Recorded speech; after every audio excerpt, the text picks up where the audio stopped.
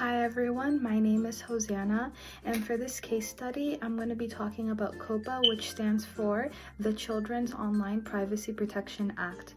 I will also disclose on how it connects to the lawsuit against Meta, which is the company behind Facebook and Instagram. This case is important because it's not just about one law. It's about how big tech companies handle kids' safety and privacy. For my overview, here's a quick summary. In 2023, more than 30 states sued Meta. They argue that Instagram is harmful to young users and that Meta didn't meet COPA standards, especially with parental consent. The lawsuit claims Meta designed Instagram to be addictive and downplayed the risks to teens, even though they knew it could hurt their mental health. For my approach to research this, I used multiple sources. I read an article from The Guardian about the lawsuit. I watched a CBS News clip that broke it down, and I also watched videos that explained COPA itself. I even looked at a Senate hearing where Meta's leadership was questioned directly. Putting all these sources together gave me a solid understanding of both the law and how it applies to this case.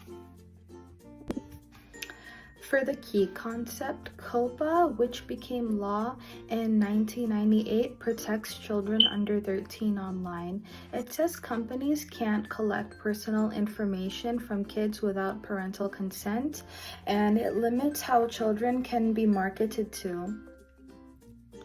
The main goal is to protect privacy and safety.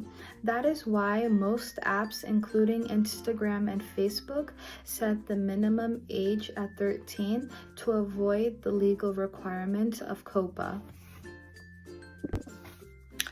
Here's my analysis. From the plaintiff's perspective, the states argue Meta violated COPA by not having proper parental consent and by misleading families about the risks of social media.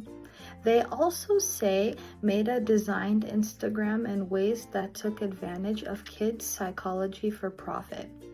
However, from Meta's perspective, Meta claims that they are trying to make teens safe online by building tools and using AI to detect harmful content.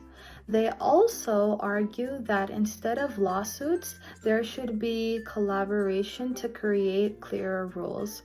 Critics, though, say this doesn't go far enough and avoids real accountability. This case study isn't just about Meta, it's about a bigger issue, which is how tech companies treat people's data, especially kids. It shows that even the biggest platforms can cross the line if no one's holding them accountable. It also makes you wonder if the laws we have right now are really strong enough to keep these kids safe online. Here is my reflection as a user. This makes me really question how much I can trust platforms like Instagram or Facebook.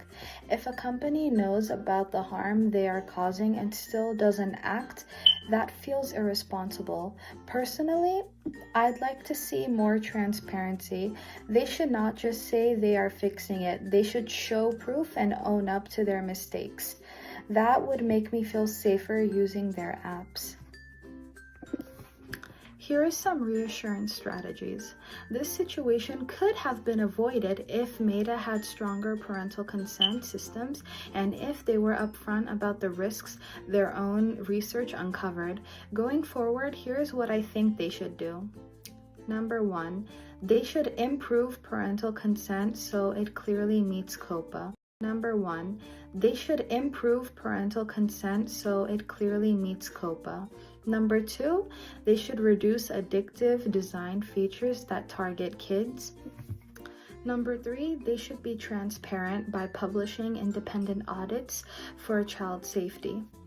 Number 4, they should provide real support like counseling or compensation for the families that were harmed. And finally, number 5, they should work with lawmakers to update COPA so it's stronger and more modern. To wrap up, This lawsuit against Meta isn't just about one company, it's about whether we hold tech giants accountable when kids' privacy and safety are at stake.